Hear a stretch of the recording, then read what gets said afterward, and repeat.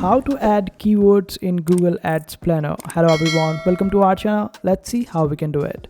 For this, just simply open up your Google Ads account, and over here you need to select the option of campaigns, then select the option of campaign, then hit up over here. Here just select the campaign for which you want to add the keywords, and also make sure that you are selecting the ad word correctly. And after that, over here you would be able to find the keyword section right below that particular campaign.